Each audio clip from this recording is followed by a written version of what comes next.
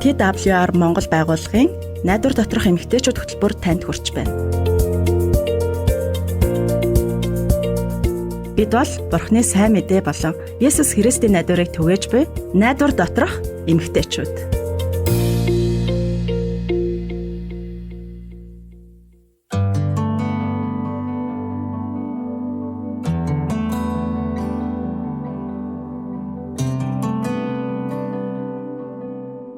Өдрийн мэнд найдвар доторх эмэгтэйчүүд нэвтрүүлэг эхэлж байна. Өдрийн мэнд. За, өнөөдөр бид гоо үзүмж ба зүрстгэлийн гоо үзэсгэлэн гэдэг сэдвийн дагуу ярилцах болно. Эмэгтэй хүн гоо үзэсгэлэн гэдэг хоёрыг үргэлж хамт явдаг ойлголт байдаг шүү дээ, тий. Дэлхийн хаанч эмэгтэйчүүд гоо үзэсгэлэнтэй байхын төлөө маш их хичээл зүтгэл гаргадаг.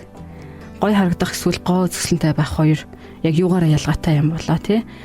Өнөөдөр бид найдвар доторх эмэгтэйчүүд нэвтрүүлгээрээ энэ сэдвийг хүндэн одоо ярилцах болно. Тэгээд сонсогч бүсгүй тань зориулсан онцгой дугаар юм шүү. Өнөөдөр ч ярилцах сайхан зүйлс зөндөө байна шүү, тий.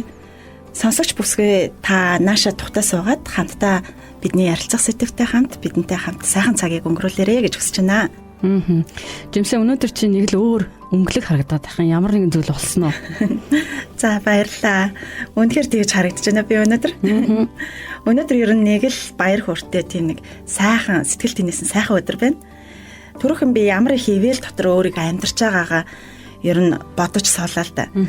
Бурхны өгсөн бүх зүйлд үнэхээр маш их юм талархах зүйлс зөндөө байна. Миний гэр бүл, найз нөхөд бас бидний одоо найдвар доторх эмэгтэйчүүд нэвтрүүлгийн маань сонсогчд гэдэл амьдралд маань ивэлтэй зүйлс үнэхээр гайхалтай зүйлс маш их байна. Тэгээд энэ бүх зүйлийг хийж өгдөг Бурхан үнэхээр гайхалтай шүү гэд талархаа сууж байна. Тийм байлгүй дээ. Тэгэл гэрэлтээд байгаа юм биш үү, тий? Ер нь хүн ад жаргалтай, баяр хөөртэй үедээ царай нь хүртэл гэрэлтээд явдаг. Гэрэлтэй байдаг, тий? Би яг тэгж бодож байна, тий. Бас нөгөө хүн гонигтай эсвэл нөгөө сэтгэл санааны дарамттай байх үед ч юм уу, тий. Хүний нүур яг ингэж нөгөө бараагаад нүрэн дээр нийл харагддаг. Ер нь олвол хүний сэтгэл санаа ямар байхаас шалтгаалаад хүний царай цус яг ямар байх нь ер нь тодорхойлогддог юм шиг санагдаад идэв шүү дээ. Яг үнэн бас нэг зүйл байна. Зарим хүмүүс гаднаас гоё ганган сайхан царайлаг харагддаг. Хэрнээ дотроо өөр хүн байдаг, тий. Амангаа хараад уурлаж бухимдаж муухай үг хэлдэг. Тийм хүнийг үзэсгэлэнтэй гэж хэлэх үү бас хэцүү, тий. Хүн гадна талаа сайжруулахын тулд юу ч хийж болно л доо. Гэхдээ хүмүүс гадаад төрхөө сайжруулахын тулд өөрийнхөө үүс болоод арьс бие галбираа арчлахад амар их цаг хугацаа, маш их мөнгө зарах нь ер нь би буруу гэж боддөө шүү дээ. Тийм үү. Би бол эмэгтэй хүн үзэсгэлэнтэй байхыг хүсэх нь буруу гэж бодохгүй байна. Дэлхийд даяар эмэгтэйчүүд битгий хэлэгчүүд хүртэл гоо сайхандаа анхаардаг болсон шүү дээ, тий. Хүмүүс бие дээрээ зураг зурулж, гоёл чимэглэл одоо зүүж, үсээ сайхан засуулахад маш их одоо цаг хугацаа, хөрөнгө зарцуулдаг. Сүүлийн үед охид эмэгтэйчүүд бас сайхан харагдахын тулд ихээхэн золиос гаргадаг болсон байлээ. Монголчууд бид уулын мод урттай богинтой гэдэг шиг хүн бүрл янз бүр байдаг л да, тий. Харин тий. Ихэнх эмэгтэйчүүд гоо үзэсгэлэн өнгөрч оддог гэдгийг л анзаарахгүй байгаа юм шиг санагдаад байдаг. Тэгээд нөгөө биеийн гоо үзэмж болоод царай цус насны ирэхээр л гундаад өөрчлөгддөг гэдгийг ер нь өөрчлөгддөг шүү дээ, тий. Тийм. Зарим эмэгтэйчүүд нас тогтоод нам цуугаад ирэхээр улам илүү үзэсгэлэнтэй харагддаг шүү дээ, тий. Тийм шүү. Илүү ялдамхан бас уужуу тайван болоод бас амьдралын ухаан нь нүдэн дээр нийл тодроод идэв юм шиг харагдаад идэг, тий. Миний бодлоор эмэгтэй хүний дотоод гоо сайхан нь гадна төрхөндөө шууд илэрдэг юм шиг санагддаг. Хэдийгээр одоо нөгөө хөнгөн үрчлээ нэмэгдсэн ч гэсэн цаанаасаа нэг л тийм тайван дулаахан мэдрэмж төрүүлээд идэг, тий. Нүдэнд өртөх гоо сайхнаас бас илүү зүйл бас байна. Тэрний юу гэхээр талархсан сэтгэл, амар тайван зүр сэтгэл одоо эмэгтэй хүнийг жигнэсээ чимэж үзэсгэлэн төгс болгодог. Сэтгэлийн гоо сайхан, гоо үзэсгэлэн төрүүлнэ гэдэг бас үг байдаг шүү дээ. Найдвар доторх эмэгтэйчүүд нэвтрүүлэг яг одоо үргэлжилж байна. Өнөөдөр бид гоо үзэсгэлэн гэж юу вэ? Хүн яаж жинхэнэ гоо үзэсгэлэнтэй болох талаар өнөөдрийн сэдвийг хүндэн ярилцж байна.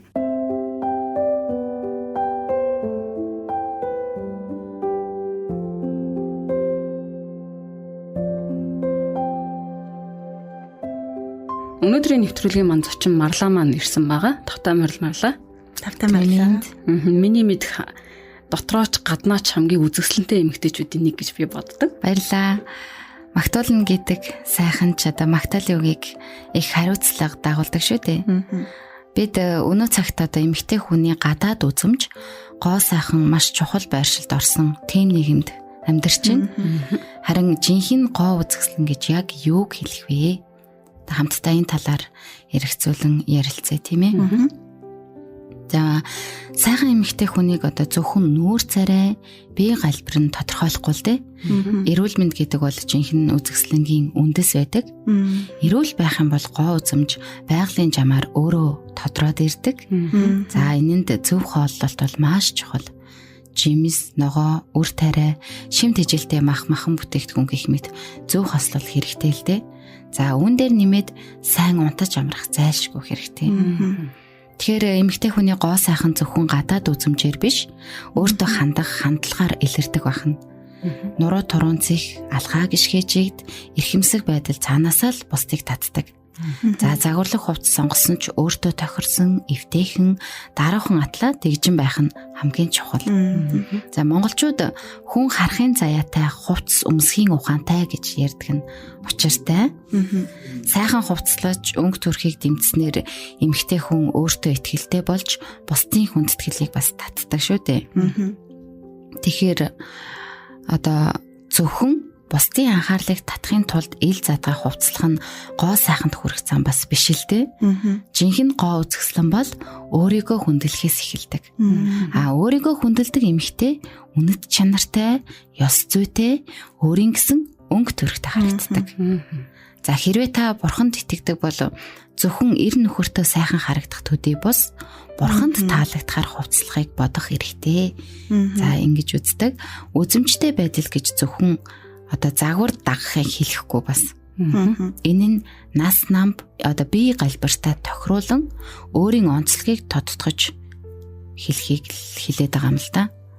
За жишээ нь одоо орчин үед эмэгтэй хүн үзэсгэлэнтэй харагдахын тулд зөвхөн бие хаагаа ил задгаа гаргасан тийм хувцлалтын тухай биш. Харин эрхэмсэг байдал, дотоод мөн чанараа харуулах хэрэгтэй гэдэг хандлага их ажиглагдаад байна. Сүүлийн үед ялангуяа те минимал байдал бас их давмгайлж байна. За эмэгтэйчүүд бусдын анхаарлыг татахгүй харин өөрийнхөө зан чанарыг ёс зүйтэй байдалтай харагдахыг илүүд үзэх нь жинхэнэ үзэсгэлэнтэй. За тэгээд хувцлалт гэдэг бол одоо зөвхөн өнгө, загвар, хэмжээ дамжаа гэж байхгүй. За эмэгтэйчүүд бид өөрсдөө асуулт тавих ёстой л доо. Энэ хувцас миний хэн болохыг, за миний зан чанарыг харуулж чадах уу те? Ингэж чадчих гин үү? За би үн цэнтэй, ёс зүйтэй хүн шиг харагдаж гин үү? Гэх мэт. За одоо харамсалтай нь заримдаа зөвхөн эрчүүдийн анхаарлыг татах үүднээс хувцлах гэж хичээх нь гоо үзэсгэлэнг зөвхөн гадна төрхөөр хэмжихээс илүү дотоод чанараа хэмжигддэг гэдгийг мартуулах тал бас ажиглагддаг. Энийг бас эмэгтэйчүүд маань анхаарах хэрэгтэй байх тийм. За жинхэнэ үзэсгэлэнтэй эмэгтэй өөрийгөө хүндэлдэг. Тэрний хувцлалтнаас нь энэ нь их тодорхой харагддаг. Тэр эмэгтэй илүү дараахан хувцлаж өөрийн гэсэн өнгө төрхтэй нүдэнд дулаахан харагддаг. Эрхэмсэг байдалтай хувцлах нь бол ер нь хамгийн чухал бас үн цэнтэй харагддаг байх нэ. За амьдралын завгүй өдрүүдэд ч гэсэн өөртөө багахан цаг зав гаргаж явах хэрэгтэй. Энэ нь одоо өөртөө анхаарал хандуулж байгаа хамгийн чухал зүйл. Эмэгтэй хүн өөртөө анхаарахгүй орхих юм бол эрүүл мэндэ ч гэсэн алдах магадлалтай шүү дээ. Тийм болохоор унсан ботны сүдэр уртаа гэдэг шиг өөрийгөө анхаарах нь эргэн тойрныхоо хүмүүстэй ч гэсэн нөлөө үзүүлж яадаг. Тэгэхээр бид өөрийгөө хайрлах хэрэгтэй байх нь хамгийн түрүүнд. За цөөхөн хідэн энгийн зөвлөгөөг бас хэлээ л дээ. За нэгдүгээрт арьс үс арчилгаа. За үсээ тогтмол угааж арьсаа чигшүүлэхийг битгий мартаарай гэж зөвлөмөр байна. За хоёрдугаарт мэдээж сайн унтаж амрах. Тайван хангалттай унтаж амрах нь эрүүл мэндийн үндэс байдаг. Гуравдугаарт зөв хооллох. Жимс ногоо цэвэр ус ахиухан хэрэглэх хэрэгтэй. Дөрөвдүгээрт мэдээж дасгал хөдөлгөөн. За хөдөлгөөн бага бол биеийн дасгалд анхаарах хэрэгтэй. За энэ нь та зайлшгүй цаг зав гаргаад ямар нэгэн зааланд очих боломжгүй бас нөхцөл байдалтай ажиллаж амьдралын хэм маягтай байж болно. Тэгэх юм бол өөртөө одоо өдөр тутамдаа ямар нэгэн жижиг одоо дасгалын видео бичлэг бас зөндөө байдаг шүү дээ. Ажил дээр ч юм уу, гэртээ ч юм уу нэг тийм дадал зуршилтай болох хэрэгтэй байна. Хөдөлгөөний тийм. За 5 дугаарт стрессээс зайлсхийх. Энэ бол маш чухал. Хүмүүсийн одоо юу гэж бодохоос илүүтэй өөрийн үнэлэмжийг эрхэмлэх хэрэгтэй. Монголчууд гаднаг яланцаг дотроо паланцаг байж болохгүй гэж хэлдэг шүү дээ. Тэгэхээр өөрийгөө одоо стресстүүлэх зүйлсээс одоо холдуулж явах хэрэгтэй. Эндээ өөртөө анхаарал хандуулна гэсэн үг л дээ. За эцэст нь хэлэхэд эмэгтэй хүн бүр өөрийн өвөрмөц гоо үзэсгэлэнтэй. Энийг бол байнга бодож байх хэрэгтэй. За энэ нь зөвхөн гадаад төрх бус дотоод ертөнцөөс нь гэрэлтэж байдаг. Бурхан таныг хосгүй гоо үзэсгэлэнтэй бүтээсэн гэдэгт өдөр бүхэн өөртөө маш их итгэж өөрийгөө хайрлаж байгаарай гэж зөвлөмөр байна. За баярлалаа Марлаа. Бид өөрсдийгөө ийм харагдаж байна, тийм харагдаж байна гэж боддог ч гэсэн Бурхан биднийг илүү үзэсгэлэнтэйгээр дахин давтагдшгүй бүтээсэн гэдгийг ойлгож авах нь бидний амьдралд маш чухал байх нь шүү дээ. Энэ бол бидний хамгийн гол ойлголт гэж би сая Марлагийнхаа ярианаас дүгнэж бодлоо.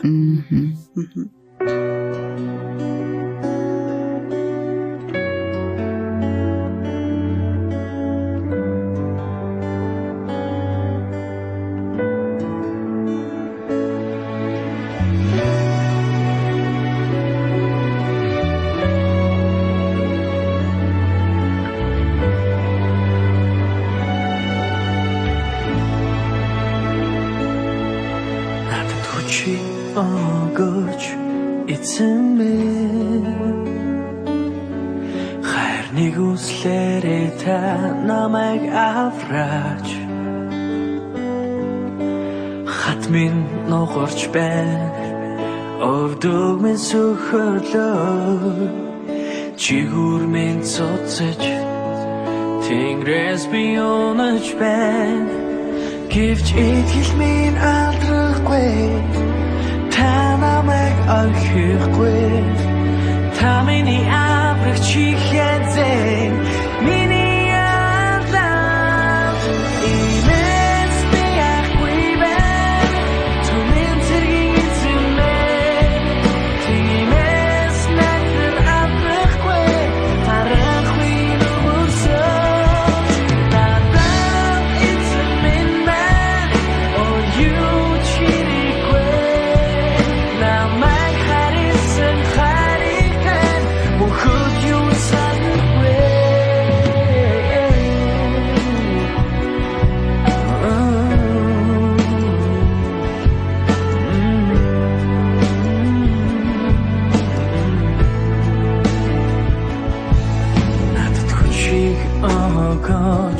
it's a man хайрныг үслээрээ та намайг авраач гар минь цуцж байна алхаа минь суулглаа зүрх минь мохож байна өвдөг минь сөхөрлөө гэрч инхэл минь аврахгүй та намайг орхихгүй та миний аврах чихэзээ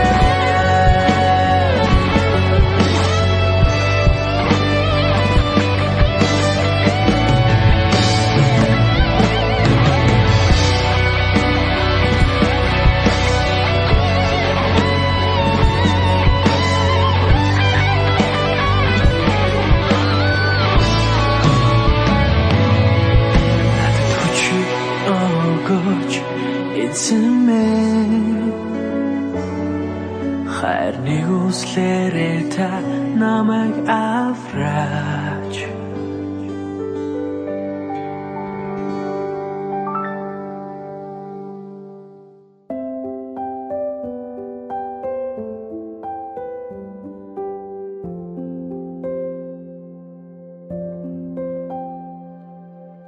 Найдар доторх эмэгтэйчүүд нэвтрүүлгийн энэ удаагийн дугаар эмэгтэйчүүдэд зориулан хүрч байгаа билээ.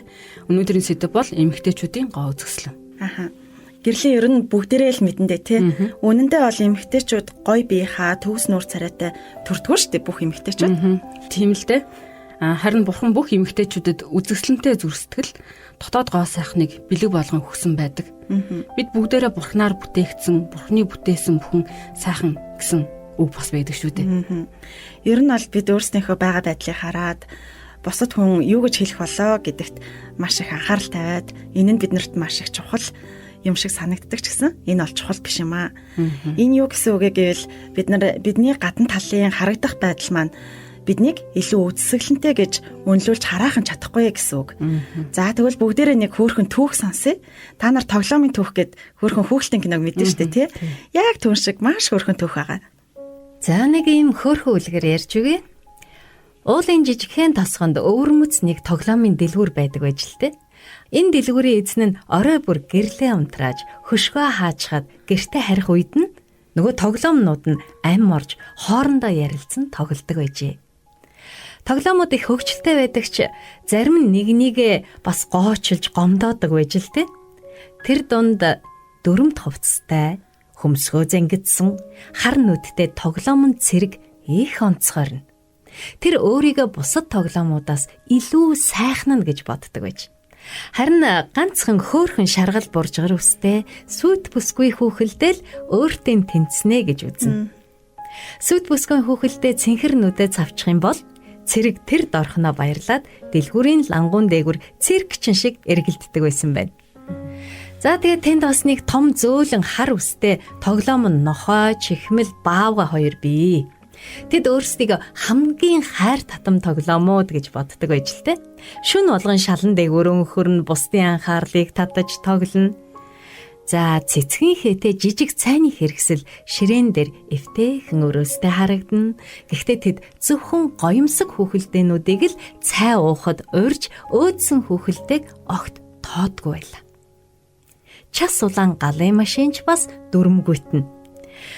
Дэлгүүрийн дундуур давхиж хаалга тогшин бусдыг цочоож дохиогоо хангинуулна. Харин том бөмбөгнүүд байнга ойж бусдыг онох гэд инээлддэг байлаа. Шоонууд савхнууд хамгийн их зовлон үздэг. Тэднийг тоглох гэхээр л бусд нь цохиод тараачихна. За нэг удаа орой болсон хойно дэлгүүрийн эзэн хоолоо идчихэд унтахаар явхад гинэт хаалга нэгдлээ. Тоглоомууд бүгд дууга хураан зогт тусав. Гэтэл дэлгүүрт нэг хөгжилтэй царайтай, намхан нуруутай эр орж ирлээ. Тэр эр савхнуудыг хайрцагаас гарган эмхэлж эхэллээ. Тэгээд шоонууд руу харж, "За, найзуудаа, та нар яагаад тоглохгүй байгаа юм бэ?" гэж асуулаа. Гайхсан шоонууд, "Бид ямар ч хэрэггүй, сонирхолгүй тоглоом болохоор л тэрдээ" гэж гомдлоо. Тэгсэн тэр хүн энийгээд, "Хөө яасан бэ? Та нар чинь миний хамгийн чухал тоглоомууд шүү дээ. Бусад тоглоомуудыг амьдрах байшин барихад та нар хэрэгтэй" гэж хэллээ. Тоглоомууд бүгд гайхаж, "Та биднийг бүтээсэн юм уу?" гэж асуулаа. "Тийм ээ. Би энэ дэлгүүрийн бүх тоглоомыг бүтээсэн. Та нар тус бүртээ онцгой, маш хэрэгтэй, зоригтой гэж өөрсдийгөө мэдхүү" гэж хэлээд тэр шоонуудыг өрж савхнуудаар холбоод хөрхөн байшин барьчихлаа. За тэгээ тэр байшинд хүүхэлдээ, цайны хэрэгсэл, өөдсөн хүүхэлдээг хүртэл оруулж цэрэг сүйт бүсгүйд бүжиглэх талбай гаргаж өгчээ. Нохой баавгай хоёрт ч тухтай орчин бүрдүүлж өгөв. "Хардаа, та нар бүгдээрээ онцгой, бас бүгдэд хэрэгтэй, үзэсгэлэнтэй. Урд нь зөвхөн би л та нарыг харж чаддаг байсан юм. Харин одоо та нар өөрсдөө мэдлээ шүү дээ" гэж хэлээд тэр хүн гарч одов. Тэр шөнөөс хойш тоглоомууд бие биенээ хүндэлж ямар онцгой болохоо ойлгож амьдрах болжээ. Тэгэхээр найз нараа бид ч бас хэн нэгэн бүтээгчийн нүдэнд онцгой, хэрэгтэй, бас үзэсгэлэнтэй байдаг шүү. Ястай хөөрхөн юм тий. Тоглоомын түүх кино бүр нүдэнд харагдах шиг л боллоо штэ. Гэхдээ бас энэ түүхээс бид нар нэг сургамжийг авах хэрэгтэй юм шиг. Бидэнд одоо нөгөө нэг маш чухал сургамжийг өгж байгаа юм шиг санагдаж байна тий. Бурхан биднийг яг ийм байгаагаар мань бүтээсэн гэдгийг бид нэр өдөр тутмынхаа амьдралд санаж байх хэрэгтэй. Тэр бас бидний хайрладаг нь хөөрхөн царай, бидний уянгалаг сайхан хоолой, бас бидэнд байгаа сайхан зүйлээс болоогүй гэдгийг бид нар бас өдөр тутамдаа санах хэрэгтэй юм шиг. Бурхан биднийг бүтээсэн учраас л тэр биднийг хайрлаж байгаа. Түрүүний яг түүх шиг тий.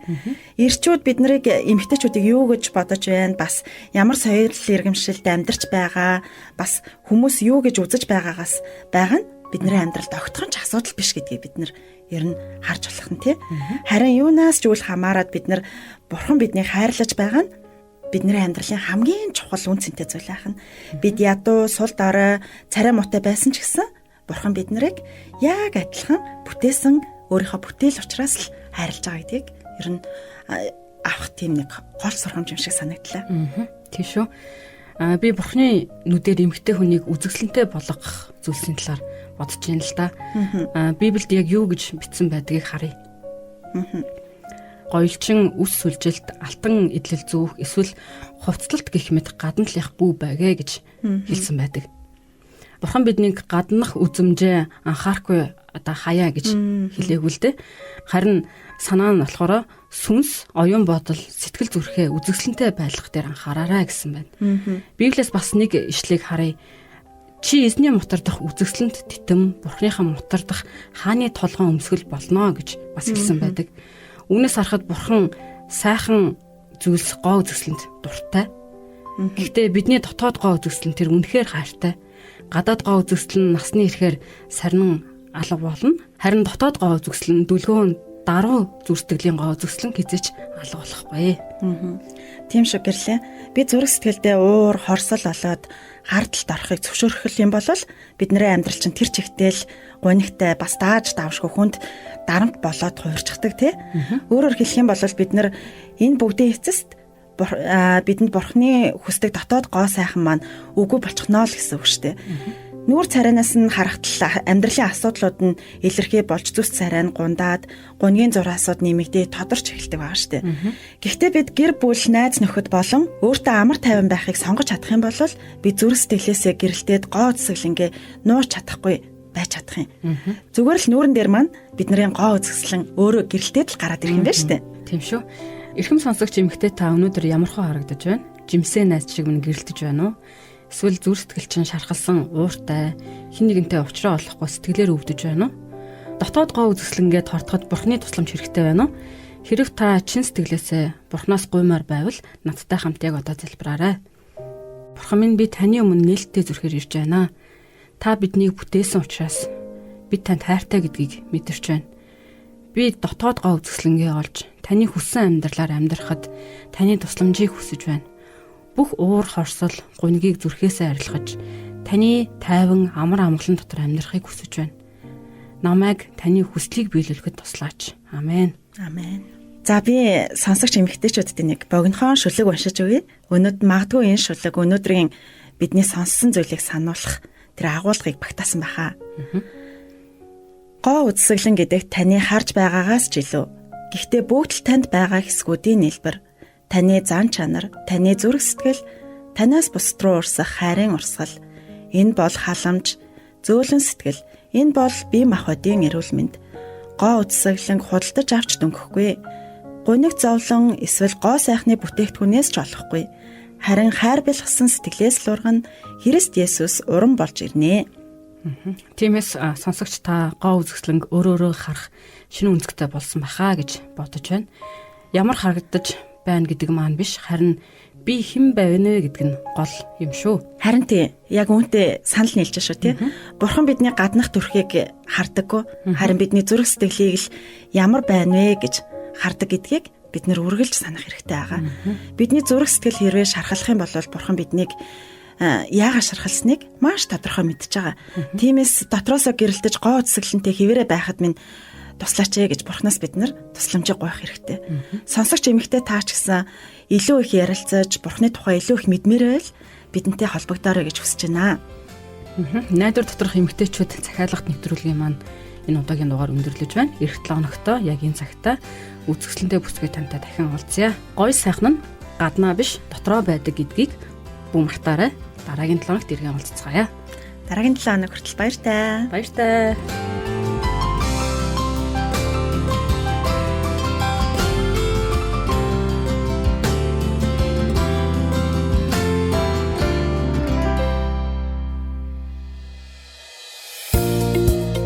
Та TWR Монгол байгууллагын найдвар доторх эмэгтэйчүүд хөтөлбөрийг хүлээн авч сонслоо. Та бидэнтэй холбогдохыг хүсвэл TWR Women of Hope Mongolia Instagram болон Facebook пэйж хуудасаар мөн 907 0751 дугаараар холбогдоорой. Нэвтрүүлэгтэй холбоотой таны санал сэтгэлийг бид хүлээн авахдаа баяртай байх болно.